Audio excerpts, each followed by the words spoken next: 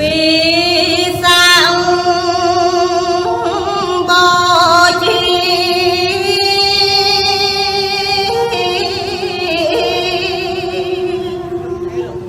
ជាថ្ងៃ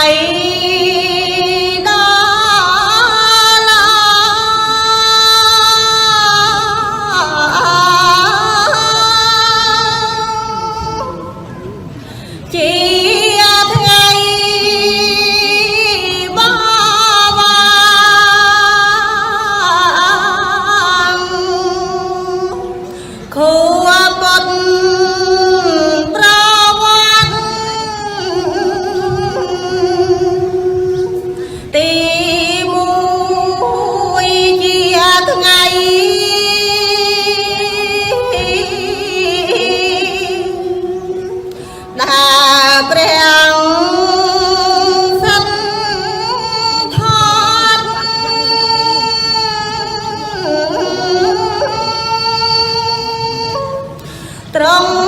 បានប្រសព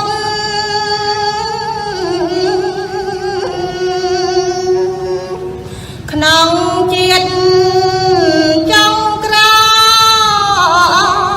យទីពីរជាថ្ងៃ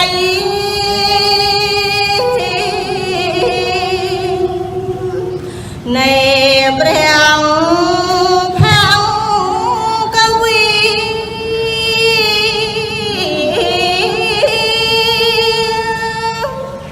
ត្រង់បានឆ្នាំមី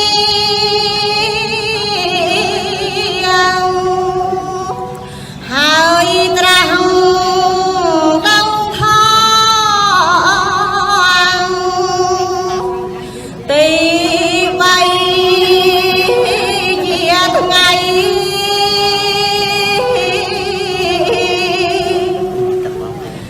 នៃព្រះ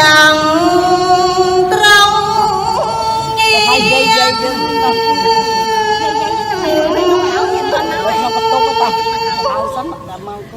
យាងចានឹកពៀន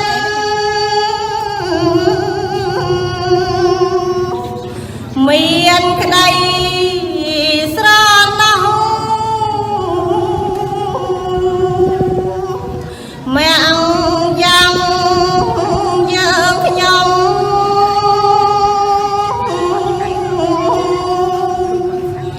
សូម